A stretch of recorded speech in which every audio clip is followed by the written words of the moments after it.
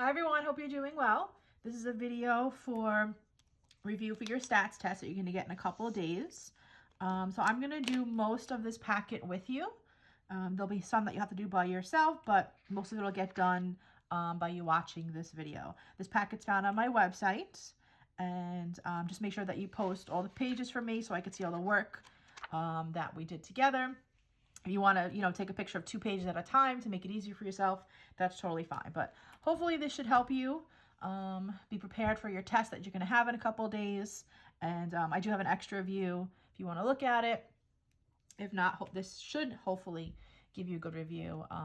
If not, don't forget you can always use your notes. All right, here we go. So number 1, the correlation seen in the graph at the right would be best described as. So you can basically tell that's going to be a positive straight line. And the dots are pretty close to making a perfect straight line. So that's going to be choice 1, high positive correlation.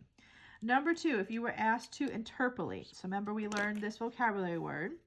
We learned that that means fall within the plotted values. Fall within the plotted values. So to interpolate information from this graph, you would have to be careful to limit the number of chapters to. So 1 to 9 is where it is plotted. Okay, number 3, which one of the following does not describe a causal? So does not. Remember, causal means causes. You 100% know one thing causes the other. Again, we have 6 feet of snow. It's going to cause a snow day. So which one can you not prove? So the faster the runner's pace, the quicker he will finish. Obviously, that's true. The rooster crows, the sun rises. We cannot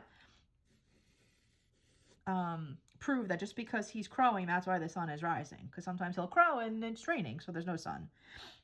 More miles driven, the more gas will be used. That is true. More powerful the microwave, the faster the food cooks. That is also true. Okay, number 4, which situation describes a negative correlation? So remember, negative means as 1 increases, 1 decreases. So it's going to look like this, okay? So as 1 increases, 1 decreases. So the amount of gas left in a car's tank as the amount of gas and the amount of gas used from it. The amount of gas, what? The amount of gas left in a car's tank, the amount of gas, so basically it's saying the more gas you use, the less you'll have in the tank. So that is our answer right away. That is negative. All right, number 5, the number of hours spent on math homework during 1 week and the math exam grades for 11 students in Miss Smith's algebra class are plotted below. Based on the plotted data, what's a correlation between the time spent and the exam grade? So basically it's, similar to what we did above, and that is positive. All right, next page. All right, we're going to do number 6. Like I said, I'm doing most of them. Some of them I'm not going to do. Those you're going to do on your own, and you're going to check with my answer key. That'll be attached to the blank copy. All right, number 6. Identify data as univariate or bivariate. Remember, uni stands for 1 and bi is 2. So 1 variable versus 2 variable. So I told you whenever you saw the word frequency, it's automatically univariate. And that's because this frequency, this just tells you the number of people at that age. You're not talking about 2 totally different variables. It's just the number of people at the age. So the only variable is age.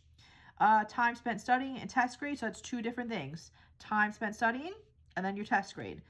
That is bivariate. So 2 things that would be compared to one another. Number 7, the accompanying frequency histogram shows the test scores 24 students received on a science test. How many students have scored 61 to 70? 61 to 70. All right, so as you can see, there is no 61 to 70 because this is not a regular frequency. This is a cumulative frequency. So you actually need to go backwards, okay? So remember, if you want to go from regular frequency to cumulative, that's when you want to add, okay? If you want to keep going and figure out how much you get cumulative, it's add. But the other way, cumulative to regular frequency, we're going to subtract.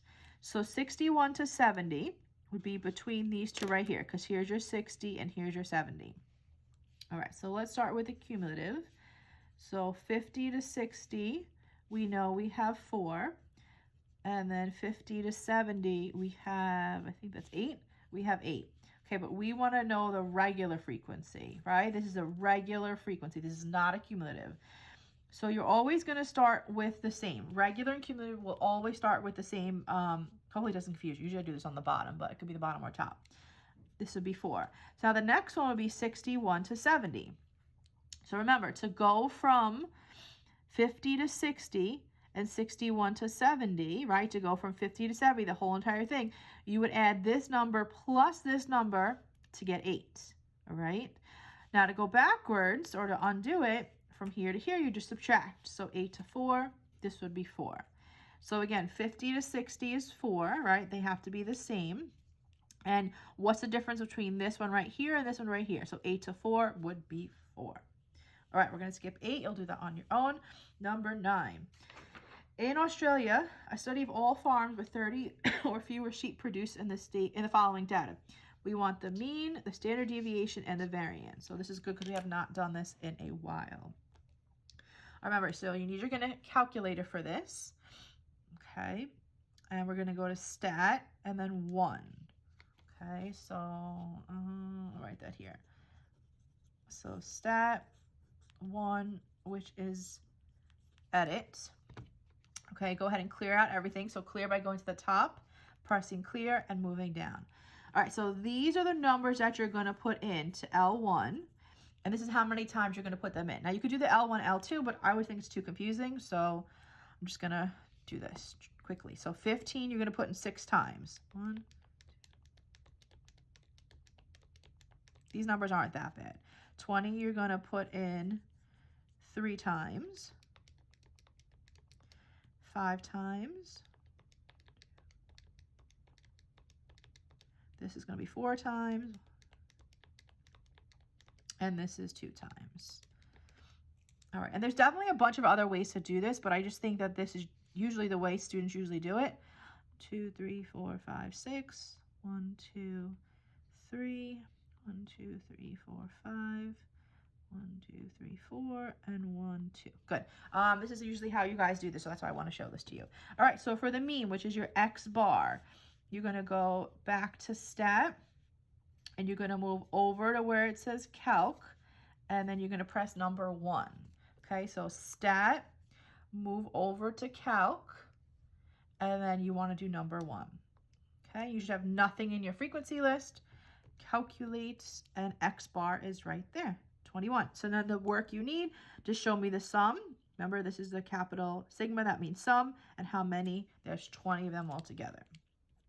So this is 420 over 20, and there we go. All right, standard deviation to the nearest tenth.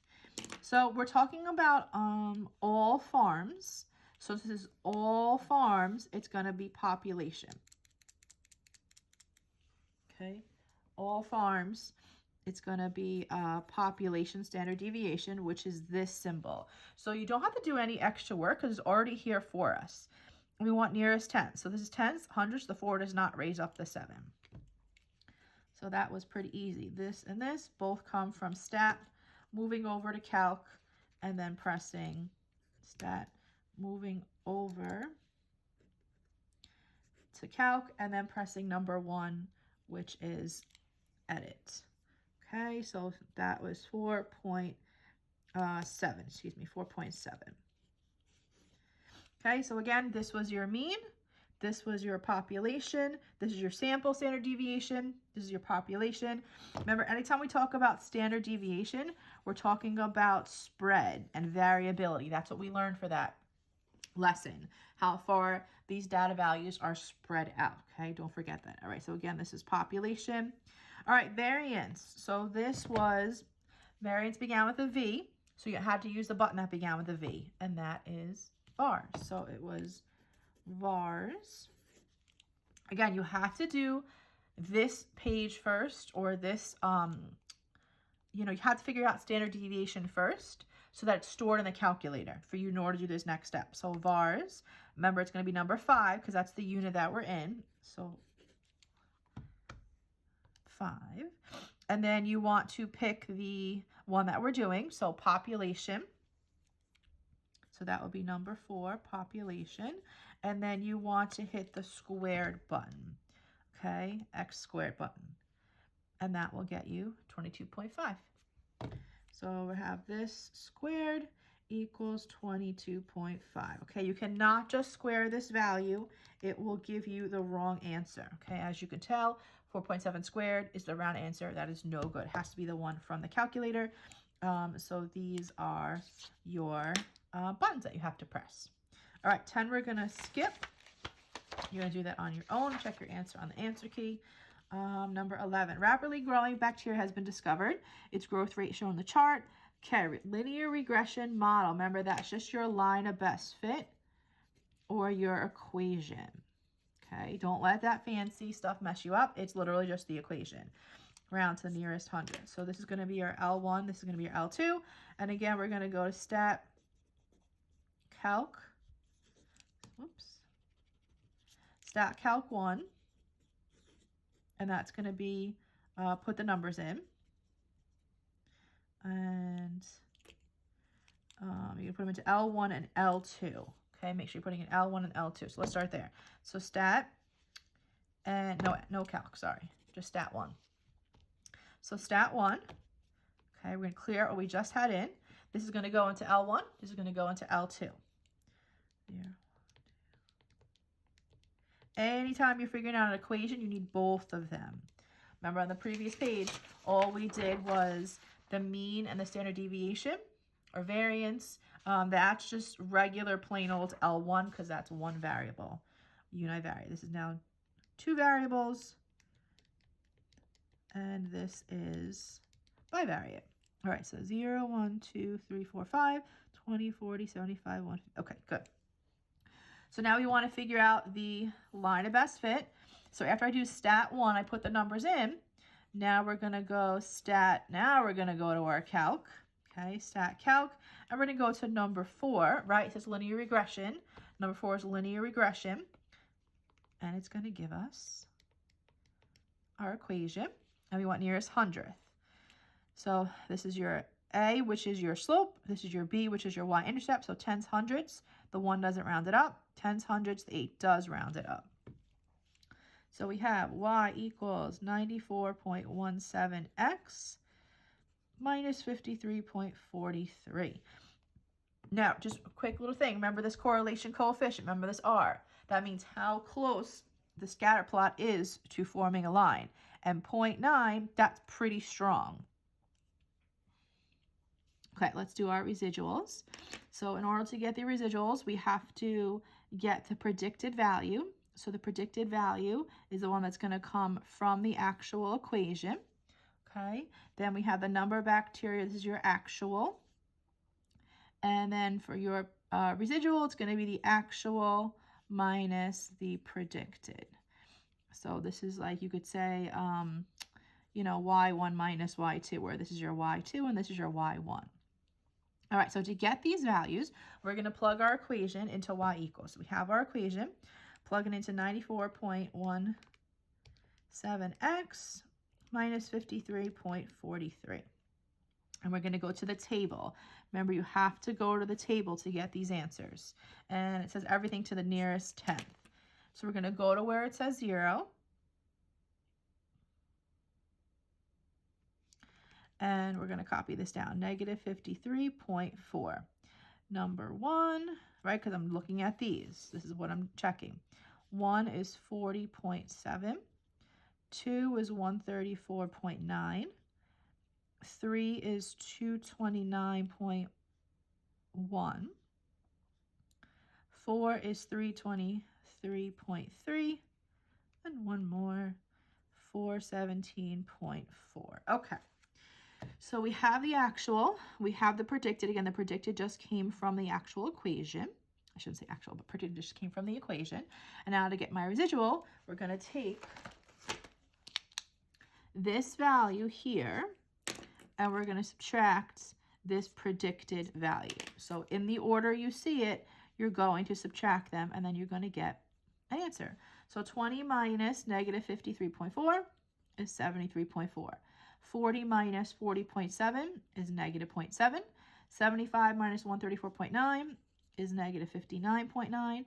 150 minus 229.1 is negative 79.1. I can't read my handwriting. Let me just check that. 150 minus 229.1. Yes. All right, 297 minus 323.3 is negative 26.3. And 510 minus 417.4 is 92.6. All right, so when we go to graph this now, remember you want to plot the x and you want to plot the residual. Okay, so we have my x. Here we have the residual, which is the y. All right, the x values, pretty good. They're only from 0 to 5. So we can just count by ones. That's pretty easy. These numbers, oof, these are pretty high. I got to get all the way up to 92.6. So 20, 40, 60. Okay, so we're going to count by 20. So you start with your 0. 20, 40, 60, 80, 100, negative 20, negative 40, negative 60, negative 80, and negative 100 down here. All right, so again, I'm going to plot these points. So 0, 73.4. 0, 73, let's go like around here. 1 and negative 0.7. 1 and negative 0.7. That's going to be pretty close. So we have this dot here and this dot here. Again, when I plot residuals, okay, I'm doing the original x and the new residual. Residual, again, was gotten by taking the actual minus the predicted value. The predicted value comes from the equation. All right, so negative, we have 2 and negative 59.9, which is pretty close to negative 60. Then we have 3 and negative 79.1. 3 and negative 79.1. Okay, those are our next two dots. Then we have 4 and negative 26.3. 4 and negative 26, oh, maybe like around here. And then 5 and 92.6. 5 and 92.6. Let's go right here. And those are our next two. All right, so right away, I hope you can see that U-shaped pattern, okay? And I hope you remember that anytime it's a U-shaped pattern, anytime it has this pattern, that meant it was no good. So use the residual plot to determine if the linear regression or the regression line, the line of best fit, is a good fit. So remember, pattern means no good. When it's all scattered and all over the place, no pattern, what do we call it? We call that random scatter. Random scatter, that's a good thing, okay? Pattern, no good. So remember your sentence. I want to see this sentence. Whether it's good or bad on the test, make sure it's the nice sentence. So the linear regression model is not a good fit. We can also say not appropriate. Because, so you tell me it's a good fit or not, because that's half of it. Now you tell me why. Because there is a pattern in the residual plots. Okay, so it's not a good fit because there is a pattern. If it was random scatter, you could say that it is a good fit because there's random scatter, or you could say that there's no pattern, something like that.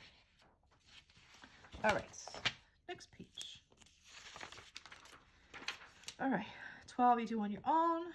12B. I guess we're doing 12B together. Find the best trend line, rounding values to the nearest hundredth. All right, so this is basically what we did before. I guess I just wanted to go over this because it does say trend line and doesn't say linear regression model. But this is just L1, L2. And to get to these, it is stat 1.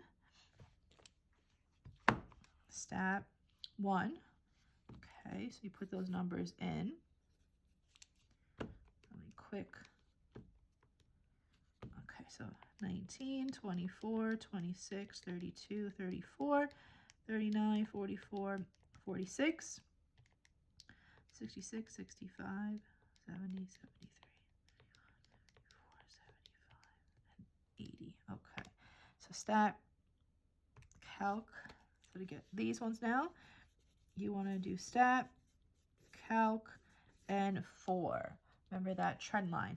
Same thing as line of best fit, linear regression. So again, I press stat, I moved over to calc, and then I'm going to come here to number 4, and I'm going to get my equation. So here's your slope, here's your y-intercept, here's that correlation coefficient. It's pretty close to 0.93. So it's definitely pretty close to becoming a perfect straight line. All right, so we have y equals 0.47x, okay, because that 0 does not round up to 7, okay, we want nearest hundreds, so now we're at 2 places. 56.10 hundredths, the 8 does round the 0 up to a 1. So 56.21. All right, and that is our answer to that question. All right, and if you were to graph it, just pressing y equals, your stat plot's turned on, press zoom, press 9, and you can see that it does come out to pretty much a linear and pretty close, I guess, to that straight line. So that correlation coefficient of 0.92 is pretty, or 0.93, excuse me, is pretty strong. All right, next one that we're gonna go to, remember you're gonna do everything that I haven't done. So it's all number 12 you wanna do, but my answer key will help you out.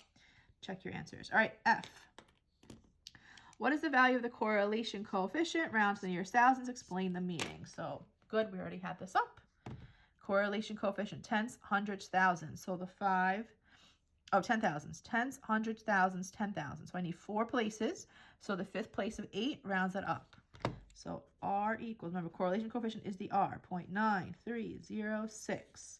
All right, so now we want a nice sentence. Again, I want to see the sentence on your test. You can go back and check your, in your notes, go to my website. All the sentences are where you need to find them. Okay, so here we go. Explain the meaning. So the correlation coefficient shows, okay, here's the important part, a strong positive linear, okay? Strong because it's close to 1, positive because it's close to positive 1, and linear because this whole entire thing said linear, okay? This was line. So relationship, so that gets you half the points. And now the because gets you the half. Well, why is it a strong positive linear? Basically, it's what I just said. Because the correlation coefficient is close to positive 1. Okay, I really haven't seen too many moderates or low. It's usually either a strong positive or a strong negative. So if this was a negative 0.9, that would be your strong negative. But usually a strong positive linear or strong negative linear, and then telling me what it's close to. Now remember, if you don't have this R, this correlation coefficient on your calculator, there's 2 ways to turn it on. Okay, first way is to press second and then 0, or excuse me, second and then catalog, and you want to scroll all the way down. So second catalog, scroll all the way down till you get to where it says diagnostics, and diagnostics right here on, press twice, enter twice. The other quicker way, I think, is press mode, and then you're going to scroll down to the next page, and you want to go where it says stat diagnostics, and you want to make sure it's turned on. All right, so again, that's how you get the correlation coefficient. All right, so that question is done. Again, you do everything that I'm not doing. All right, 13, the next one, because we're going to go over interquartile range. We haven't done that in a while. So interquartile range, remember, is your quartile 3 minus quartile 1, and all this can be done on the calculator. All right, and I'm just going to go over the answer, number 2, not to waste your time, and show you how to do it. So we're going to start with put numbers into L1, and that, remember, is your stat 1. So stat 1, you're only putting the numbers into L1. So 21, 23, 36, 37, 44, 48, and 50. Now we're going to go to stat, calc, and 1. Okay, stat, calc, and 1. Interquartile range is found from these quartiles, which is found here. Okay, now you're going to press down. This is, remember, we're going to go to like box and whisker stuff that we haven't done in a while. Quartile 3 is 48. Quartile 1 is 23.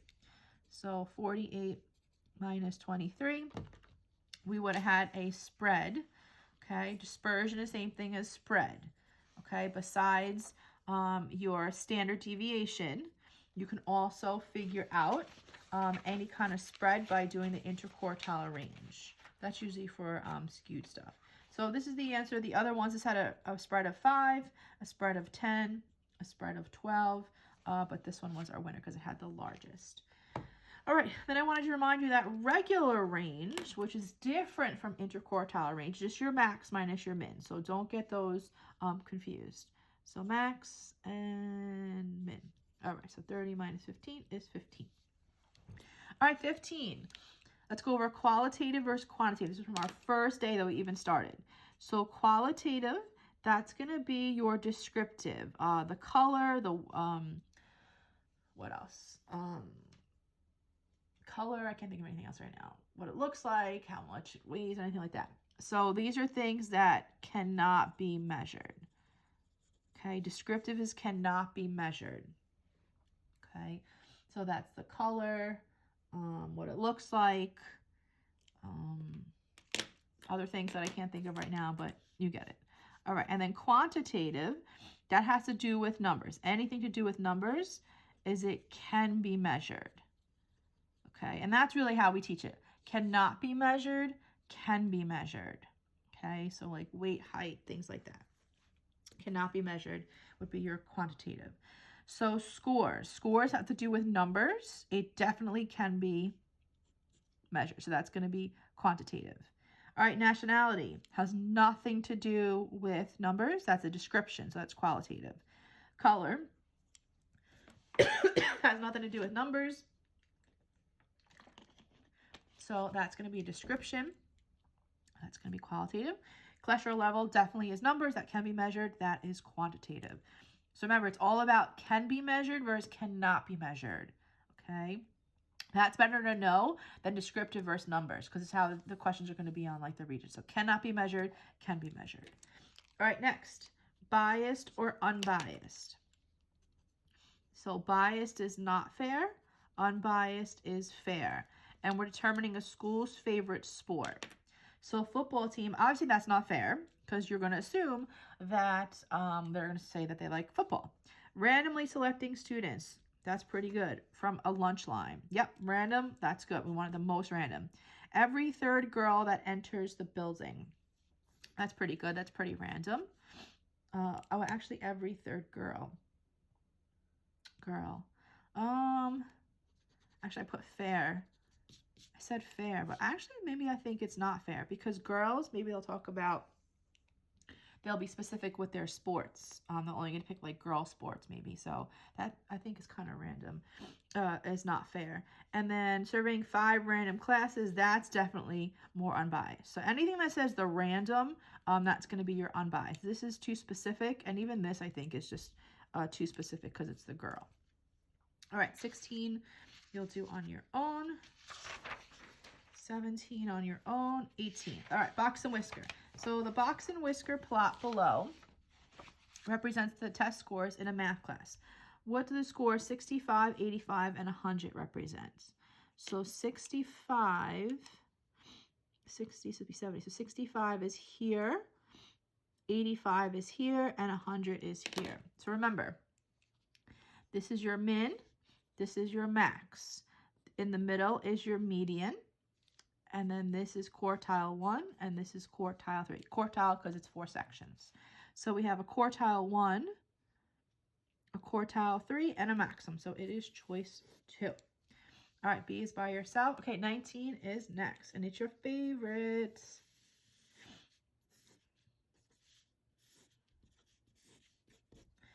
Favorite. Carrie has grades of 84, 65, and 70 on 3 social studies tests. What grades must she obtain on the next test to have an average exactly of 80? All right, so when you do this the right way. You do not do guess and check, okay? You're in honors. I have high expectations. You should know how to do this. All right, so X equals the 4th test score. And you want average. Average means mean. That means add and divide. Okay, so I'm adding 84. 65, 76, and that 4th unknown test score that I don't know, and I'm divided by 4, and I already know what the average is. Okay, so this is how I want to see it done, ladies and gentlemen. So add those up. 225 plus x over 4. At this point, we're going to put it over 1. We're going to cross multiply, and I'm going to put it up here. So 225 plus x equals 320 minus 225 on both sides, and x equals 95, and that is the correct way to get the answer.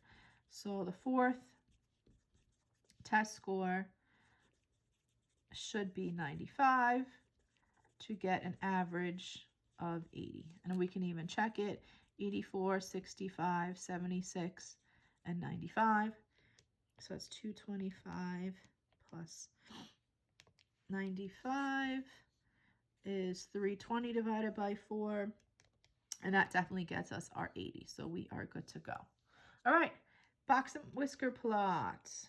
So remember, all of these right here, these go into L1. Okay, so we're going to go stat 1 that we've been using a lot on this review. Put those numbers in, 65, 90, 100, 72, 88, 55, and 73. All right, let's just make sure those are good. 65, 90, 100, 72, 88, 55. Okay, good. And then you want to go to Stat Calc 1. Stat Calc 1. And all these notes and all these buttons and everything are my answer key that are on the website attached to this blank copy. All right, so Stat Calc, Stat and Calc, and then we're going to go to number 1, Stat Calc 1. And then we're going to go to calculate, and it gives us our numbers. So I'm going to scroll down. Remember, you have to have what's called the 5-number summary. Okay, we have to have what's called a 5-number summary. Okay, are they ever going to ask for it? Nope. Will they take off? Will I take off if you don't have it? Yes. So again, 5-number summary. So we put all those numbers into L1. Okay, then again, we press Stat Calc number 1 because it's univariate. We went down to calculate, and then we press down. Okay, it's important that you go down so you get those numbers. I'm just going to copy what's on my screen. So the minimum is 55. Quartile 1 is 65. Median is 73. Quartile 3 is 90. And max is 100. Okay, because what I'm trying to make is something that looks like that. All right, so we got to go a little bit below and a little bit above. So 50.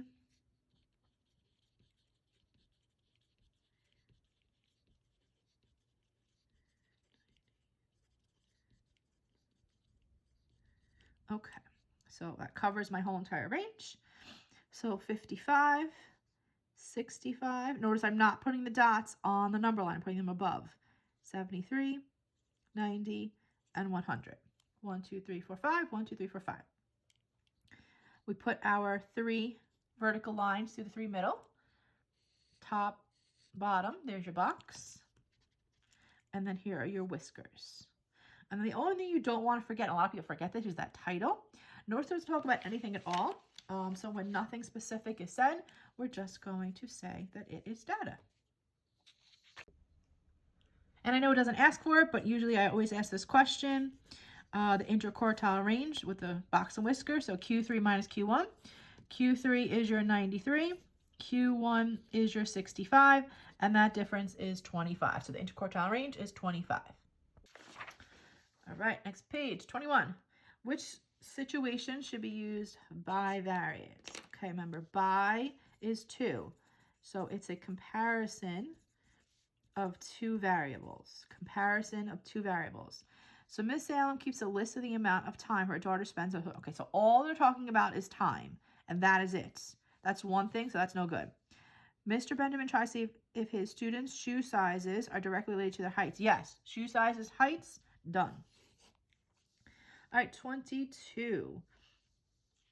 The box and whisker plot represents the math test scores, 20 students. What percent less than 72? Where's 72? So this section. Remember, it's called a quartile because each section is 25%. So each section equals 25%. So one section, 25%. That's it. It's as easy as that. All right, qualitative. That has to do with description like we did before and cannot be measured. Cannot. It's always, which which one cannot be measured? Elevation can be measured. That's no good. Age of president has to do with numbers. That's technically. Opinions and street signs. Definitely this one. Opinions of students. That cannot be measured. That is just an opinion. All right, next page. 24 and 25 we're going to skip. You could do those on your own. And 26, I'm just going to do the first one.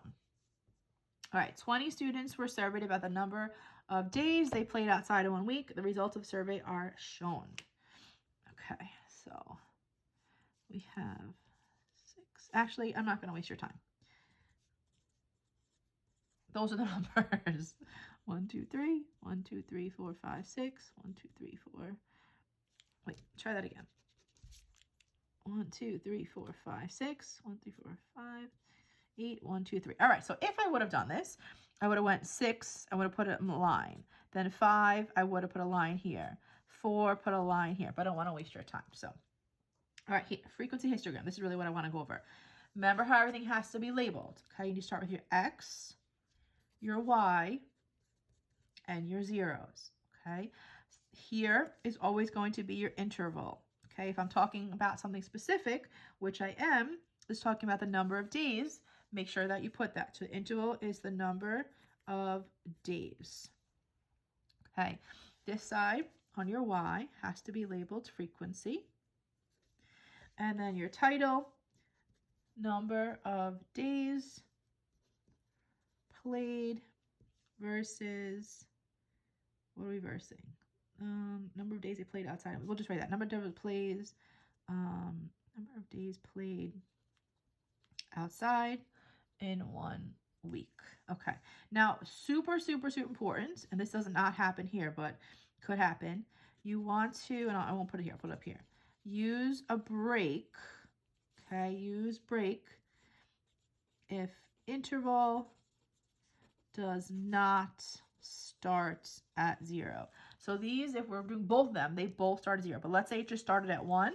You want to make sure that you have that break. Okay, so the intervals. The interval is going to always usually be 3 or 4 boxes across. I think I always did 4. So 0 to 1. This would be 2 to 3. Remember, that's how you do an interval for cumulative frequency. I've done this in a long time. 1, 2, 3, 4. So this is 4 to 5. 1, 2, 3, 4. And 6 to 7. Okay. Now, for here, we can actually probably do this. You can either spread it out, 4, 6, 8, but it does not have to be that high. So that's as high as I'm going to go. So for 0 to 1, it's 3. 2 to 3, it's going to be 6. Remember, this is a histogram, so you have to connect the bars. They have to be connected. Okay, then we have 8. No space in between. And then 6 to 7 is 3 again. Okay, so you have your 3, 6, 8, and 3. No space in between. All connected, and that's it. Histograms are usually pretty easy. All right, which interval contains the 40th percentile? So in total, we're going to figure that out first. There should be 20, right? 6 to 12, yes, 20. So out of 20, we want to multiply by 40% or 0.40, and that's going to give us 8. So we want to go to the 8th person, and you figure that out by starting from the bottom. So this is 3, 4, 5, 6, 7, 8. That person will be in this range, 2 to 3. Okay, and you're going to finish the rest up, but I just want to quick do this with you. Cumulative frequency table right here. So 0 to 1 is 3. So to go from 0 to 3, that's 0 to 3. That's those two together. So that's going to give us 9. Now 0 to 5 is these 3 all together. So 3 plus 6 plus 8, or just do 9 plus 8, and that's 17. And then the last one, 0 to 7, is everything in the total, and that should be 20, and those ones should match up. All right, so you go ahead and you finish this up and check your answers. All right, next page. All right, I'm going kind of quick too, so if you have any questions, don't forget to reach out to me. 27, you can do on your own. 28. Jenna has bought a new hybrid car. Each week for a year, she has noted the fuel efficiency in miles per gallon of her car. The result for 7 weeks are shown. Okay, so each week for a year, 7 weeks are shown. So population or sample. So each week for a year, she keeps writing all the stuff down. Each week, okay? But she's only now telling us 7 of those. Okay, and I think there's 56 weeks in a year. So she's only telling us 7. So she's only telling us a sample of each week for the entire year. All right, so standard deviation. We did this before. But now we're going to do sample. So stat 1 is where you put the numbers. Okay, so stat 1 for those numbers. We're going to go 45, 44, 43, 44, 45, 44, and 43. And then we're going to go back to, for here, stat, calc, and then 1. And we're going to do our sample now. Stat, calc, 1.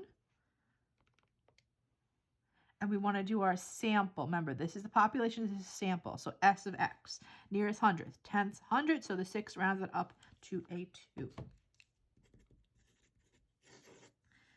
Okay, variance. Remember, you have to have already done your standard deviation, which again is the spread, how spread out the numbers are. Notice this is a pretty low number too. This is pretty low because all these numbers are pretty close together. If we had something really high, 20, 30, 40, that's when they would be really spread out. All right, so anyway, sorry about that. So vars 5. Okay, so vars 5. We're going to go down to number 3, which is our S of X, and then we're going to press our squared button. Okay, so S of X, we have to square it, and we want nearest hundredth, tenths, hundred, so this 6 rounds this 6 up to a 7. So our sample standard deviation squared is 67. So our variance, remember V with V, variance with vars. All right, next page, 29, we're going to skip. 30. Okay, table below shows scores, cumulative. I don't really want to do that. All right, we're going to skip it. Remember, cumulative, this would be a 2, but because you'd have to have the right, you would have the right intervals. But the next one would be 2 plus 3. It would be 5 plus, and then keep going, but we're going to skip that. All right, modal interval, because we haven't done this in a while. Modal interval is the highest frequency. Remember, mode is the highest frequency interval. So which one's the highest frequency? That's 8, but don't say 8. Say the interval that it's in, modal interval. So 81 to 90. What's the interval containing the median? Remember, in order to do that, you first have to have all these numbers that you want to have the total frequency. So that's 10 and 10, that's 20. And we're going to multiply by 50%, right? Median is halfway. And that's going to get us 10. So we want to go from the 10th person. Actually, let me just write a note here. Use the regular frequency. And then here, you must start from the lowest interval. Must start from the lowest interval. Okay, so I'm going to start counting here. So this is 2 people. This is 3. 1, 2, 3, 4, 5, 6, 7, 8. All right, we got to get to person 10. 1, 2, 3, 4, 5, 6, 7, 8, 9, 10. That's going to be in this interval right here. All right, upper quartile. So that's 3 sections on my, okay, that's would be right here. That'd be quartile 3, upper quartile. So that's 1, 2, 3 sections. Each section is 25%. So that's going to give us a total of 75%. All right, so 20 times 0.75 is 15. So we want to count till we get to 15th person. Again, all I did was do 20 times 0.75, and that got me 15.